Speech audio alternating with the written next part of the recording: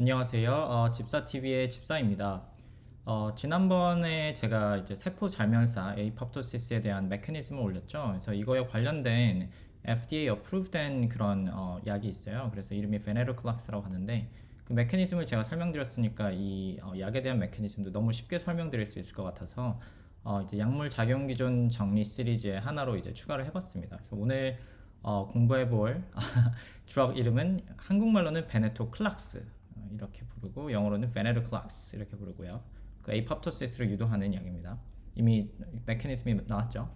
근데 오늘 시작하기 전에 한 가지 이제 말씀드리고 싶은 게 그 전에 제가 작용 기전으로 올렸던 엔티바디들은 흔히 말하는 그 체크포인트 이니비터 여기 속하는 거거든요. 그래서 한국에서 말할 때 이게 뭐 3세대 약이다, 뭐 그 전에 있었던 2세대 약, 1세대 약이다 이렇게 해서 한 가지 좀 클래리피케이션을 드리고 싶어서 그런데 이게 1세대, 2세대, 3세대 항암제는 제 생각엔 한국에서만 쓰는 말이야. 이거 미국에서 저는 거의 되게 오랫동안 이 분야에서 일했는데 한 번도 들은 적이 없고 이게 누군가 한국에서 시작을 한 것 같은데 이게 3세대라고 하더라고요. 근데 이게 3세대라고 하면은 사실 이게 굳이 말하면 5종류가 있는 거죠. 이게 수술로 고치거나 라디오 테라피를 하거나 이제 뭐 키모 하거나 타겟ted 테라피 하거나 이제 체크포인트 이니비터 뭐 캔서 이뮤노 테라피를 뭐 퉁쳐서 이렇게 할 수도 있고요.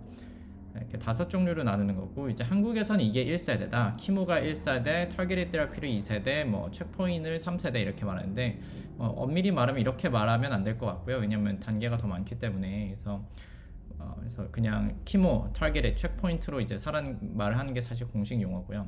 그리고 또 하나 이게 용어가 제가 좀 잘못됐다고 생각하는 이유 중에 하나가 마치 1세대, 2세대, 3세대를 하면은 1세대 치료법이 전에 있었는데 이게 뭔가 안 좋아가지고 1세대를 그만하고 2세대로 가고 2세대를 그만하고 지금 와서 3세대를 한다 이렇게 생각하는 오해가 있을 수 있잖아요. 그게 전혀 아닙니다.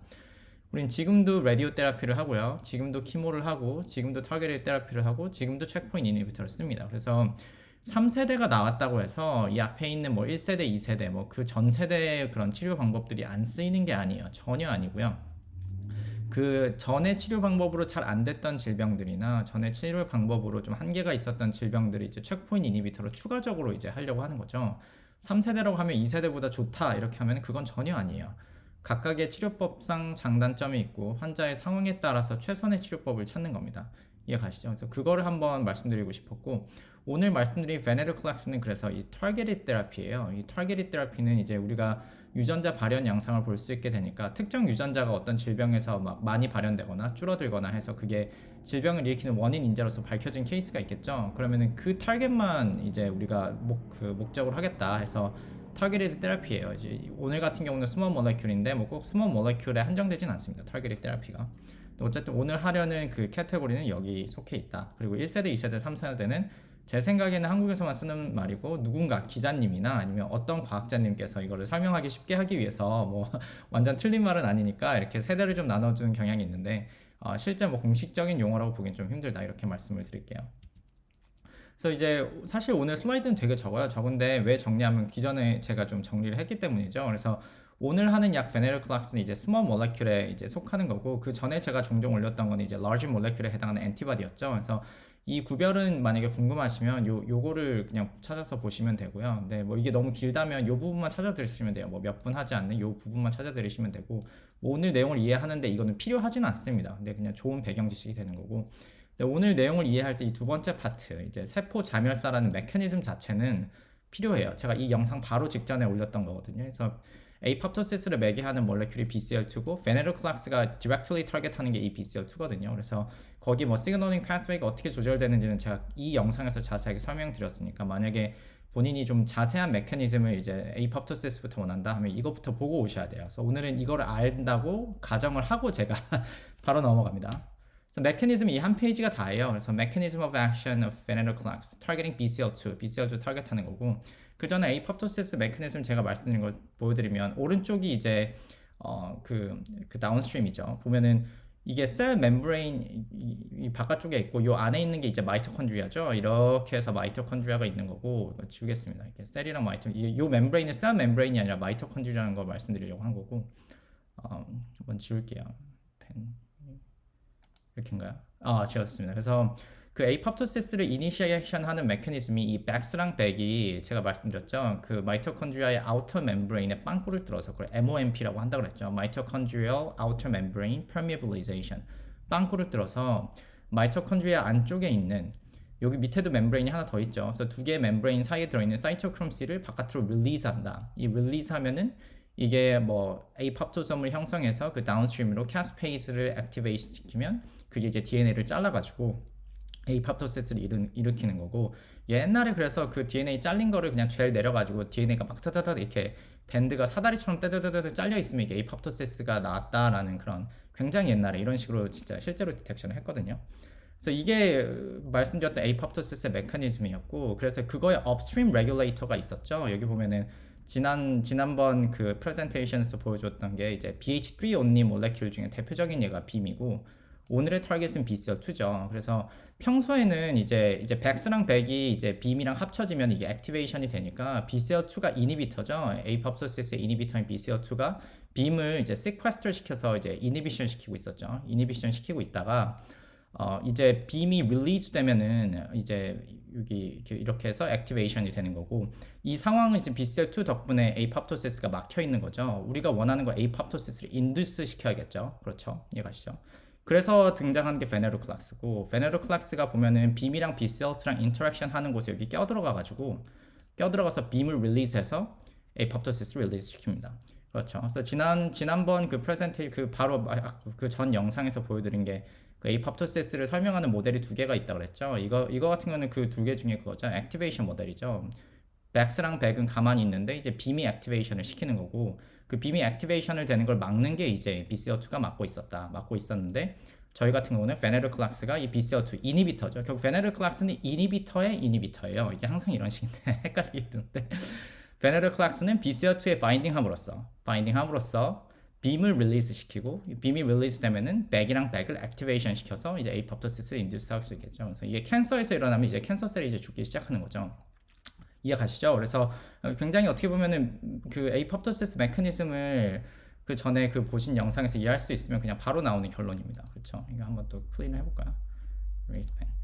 그래서 말씀드리고 싶은 게 이게 이제 small molecule이잖아요. 이거 전에 그리고 small molecule, large molecule 말씀드렸을 때 small molecule 같은 경우가 이제 membrane 이게 쭉쭉쭉 잘 통과한다 그랬죠. 그래서 이제 세포 바깥에서 들어와서 세포 안에 있는 BCL2를 타겟할 수 있는 건데 이때 이제 사람들이 이 BCL2를 타겟하는 이 베네로클락스의 프로파일을 봐요. 뭐 우리가 야구 선수를 뭐 리크루트한다 아니면은 축구 선수 뭐 그런 거 하잖아요. 프로 선수 뽑을 때 이 친구는 달리기를 뭐 100m 몇 초에 뛰고 뭐 이런 거 하잖아요. 그런 것처럼 뭐 점프력이 얼마고 3점슛 뭐 레이시 얼마고 이런 것처럼 이 약물의 프로파일을 엄청 자세하게 우리가 공부를 하거든요. 근데 그 중에 대표적인 게 이제 이 경우는 타겟 테라피 같은 경우는 어떤 스몰 모레큘이 타겟에 얼마나 잘 붙느냐를 이제 IC50 혹은 뭐 readout에 따라서 EC50 이런 식으로 표현하는데 그 value가 있어요. 그래서 이게 뭐 숫자 1, 쉽게 말씀해 숫자 1보다 낮으면 엄청 잘 붙는 거거든요. 이게 sub nanomolar 이제 range로 붙는 건데 이게 뭐냐면은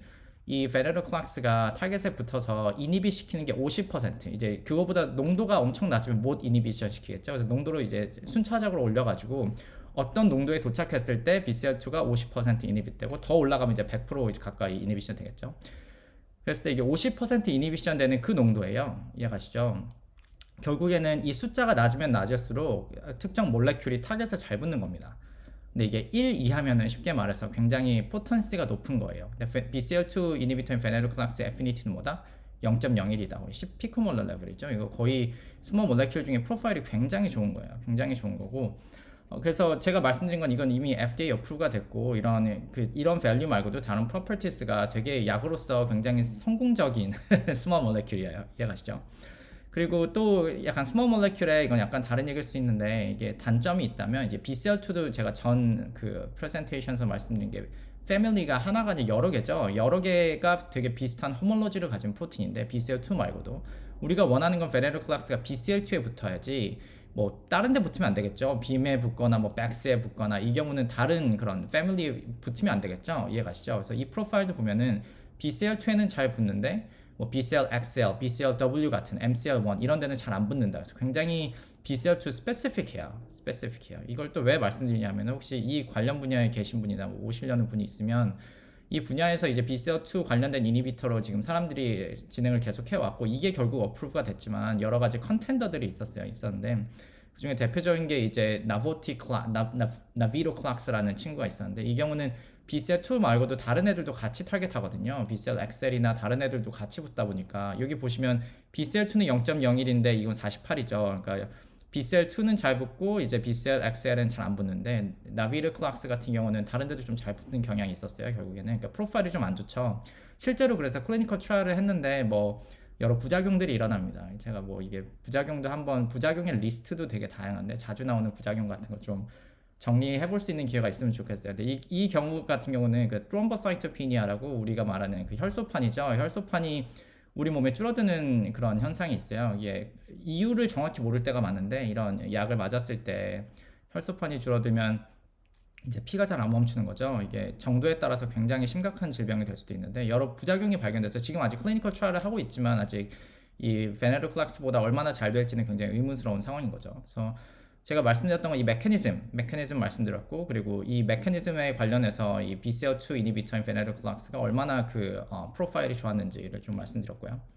메커니즘은 끝났죠. 근데 이제 메커니즘 사실 이게 끝이에요. 근데 제가 한 슬라이드를 딱 하나 더 넣어봤거든요. 이제 한 발짝 더 나가보자 해가지고 이게 사실 메커니즘만 관심 있으셨으면 여기서 끝입니다. 그냥 베네루클락스는 BCL2를 타겟 이니비 시켜가지고 캔서셀의 에이팝토시스를 증가시킨다. 이게 끝이고 약간 관심이 더 있으시다면 그런 약 같은 거를 암 환자가 맞았을 때 처음에는 작동을 잘 하다가 나중에 잘 작동을 안 할 때가 있어요. 아니면 어떤 경우에는 그거는 acquired resistance고 어떨 때는 그냥 처음부터 잘 작동이 안 할 수도 있죠. 어떤 환자군의 경우에는 이유는 모르지만 잘 작동 안 할 때가 있는데 그게 모든 종류의 그런 약에 대해서 resistance, 저항성이 있는 거를 이제 therapeutic resistance라고 하는데 사람들이 이제 베네루클락스가 FDA approve가 되니까 데이터들이 쌓이니까 이제 resistance 메커니즘을 공부하기 시작해요. 실제로 이거는 그 chronic lymphocytic leukemia patients들의 실제로 그냥 그 approve가 된 약이고 승인이 된 약인데 맞다 보면 초반에는 이제 작동을 하는데 이제 몇 년 지나서 뭐 재발을 하거나 한 환자들을 보면은 다시 베네루클락스를 줄 수가 없는 거예요. 이 그 새로 생긴 암세포들이 이 베네루클락스에 대한 저항이 생긴 거죠. 옛날 뭐 그런 말씀 많이 들어보시지 않았나요? 뭐 항생제에 대한 저항성이 생긴다. 그런 말 들으셨죠? 암세포도 마찬가지예요. 암세포도 계속 본인의 그 암세포 자체 유전자가 계속 뮤테이션이 일어나기 때문에 어떤 종류의 메커니즘이든 리시스턴스가 일어날 수가 있고 그런 혈액암격 같은 경우에는 실제로 롱텀 리시스턴스가 흔한 그런 질병 중에 하나거든요. 그래서 이 경우는 그래서 그 리시스턴스 메커니즘을 제가 약간 말씀드리려고 한 게 저희가 베네루클락스의 메커니즘을 알게 되면 이 리시스턴스 메커니즘도 쉽게 이해를 할 수 있어요. 그래가지고 좀 말씀드렸고 그래서 환자 봐서 보니까 이제 리시스턴스가 있는 환자에서 그 암세포를 떼내서 검사를 해봤더니 뮤테이션이 발견된 거죠. 이게 요 뮤테이션인데 이거 너무 글씨가 작네요. 제가 크게 해서 G101V 이것도 그래서 뮤테이션도 읽는 방법이 있어요. 그래서 이게 프로틴의 N-터미널, C-터미널 있으면 N-터미널부터 아미노 애시드가 쭈루룩 있을 거 아니에요. 아미노 애시드를 1번, 2번, 3번, 4번, 5번, 6번 이렇게 이름을 붙입니다. 붙인 다음에 이 경우는 이게 101번째죠. 1번부터 101번째 있는 요 위치에 원래 G여야 하는 아미노 애시드가 V로 바뀌었다. 그래서 G101V 이렇게 된 거죠. 그래서 이 뮤테이션을 찾았고 이 뮤테이션에 있는 그 사이트이 요게 베네루클락스가 원래 붙는 자리예요. 보이시죠? 붙는 자리에 보면은 뮤테이션이 일어나서 베네루클락스가 잘 못 붙어요. 그래서 실제 본 게 이게 뮤테이션이 없었으면 아까 0.01 정도였죠. 이 실험 조건에서 0.018이었고 근데 이 뮤테이션, 글라이시니 베일린 101번 자리에 베일린으로 바뀐 이 뮤테이션을 보니까 여기 보면은 거의 20배 떨어졌죠. 이게 애피니티가 20배 베네루클락스가 더 이상 그 뮤테이션된 BCL2에 바인딩을 못 하는 거예요. 그래서 새로 생긴 캔서의 경우엔 그래서 이제 베네루클락스가 더 이상 엔티바디를 그 에이팝토시스를 그 인듀스 할 수 없겠죠. 이해가시죠? 그래서 같은 그룹에서 결과가 좋으니까 이제 더 많은 환자들한테 봤는데 이게 하나하나가 환자들이거든요. 환자 보니까 이게 원래 알려져 있던 뮤테이션 말고도 다른 뮤테이션도 비슷한 뮤테이션들이 많이 발견됐어요. 많이 발견됐고 보면은 다 그게 베네루클락스가 바인딩하는 거를 이제 인히빗하고 있습니다. 그렇죠? 그래서 오늘은 이거 되게 재밌죠. 그래서 보면은 약을 개발을 해도 이제 처음에 작동을 하다가 작동을 하지 않게끔 하는 그런 레지스턴스 메커니즘이 나올 수 있는데 그런 것들이 지금 실제로 FDA approved 드럭에서 액티브하게 연구가 되고 있다. 그래서 논문이 2019년, 2020년에 백투백으로 나왔고 이런 에포트가 지금도 계속 되고 있습니다. 그래서 오늘은 그 베네루클락스에 대한 그 메커니즘, 이거 하기 전에 베네루클락스에 대한 메커니즘을 이제 BCL2 타겟팅 한다는 거를 이제 말씀드렸고, 거기다 더해서 레지스턴스 메커니즘에 대해서도 빠르게 말씀을 드렸고요. 그래서 이제 마무리는 여기 보시면은 우리나라에도 이제 2019년에 이게 미국에서 아마 어프로브가 됐을 거고, 그러면 우리 한국에도 들어왔죠. 그래가지고 여기 회사는 AbbVie, 영어로 F이죠. AbbVie. 근데 한글로는 AbbVie라고 하네요. AbbVie고, 이게 벤클렉스타정, 이게 또 스몰 몰레큘, 라지 몰레큘 옛날에 말씀드릴 때 보면 이런 스몰 몰레큘의 뭐 장점이랄까, 이거는 알약으로 만들 수 있죠. 우리 몸에 쭉 퍼지기 때문에. 그래서 여기 이제 알약이란 뜻이죠.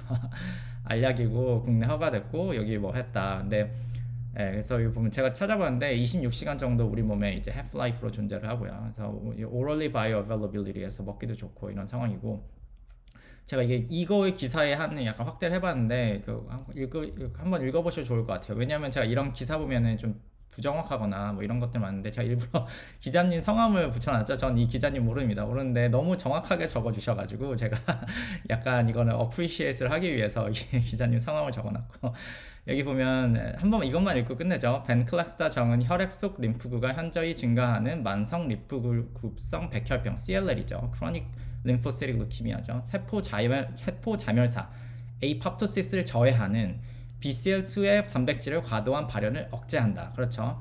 BCL2 단백질을 선택적으로 결합해서 그 기능을 억제해 세포 자멸사를 유도해서 암세포가 비정상적으로 증식하고 악화되는 것을 막는 새로운 기전의 치료제이다. 이렇게 나오죠. 그래서 아주 정확하게 이제 설명이 되었고, 이게 어떻게 보면 메커니즘을 이제 기사에도 이제 보여주고 있는 게 굉장히 흥미로워가지고 적어봤고요. 그래서 오늘은 여기까지 하겠습니다. 오늘은 그 전에 BCL2 관련돼서 에이팝토시스 메커니즘을 약간 대학원생들을 위한 메커니즘을 설명한 게 있어서 그거에 관련된 약도 한번 커버해보기 위해 했고요. 그래서 오늘 여기까지 하고 다음에 또 다른 좋은 약의 그런 메커니즘을 공부하기 위해서 또 돌아오겠습니다. 감사합니다.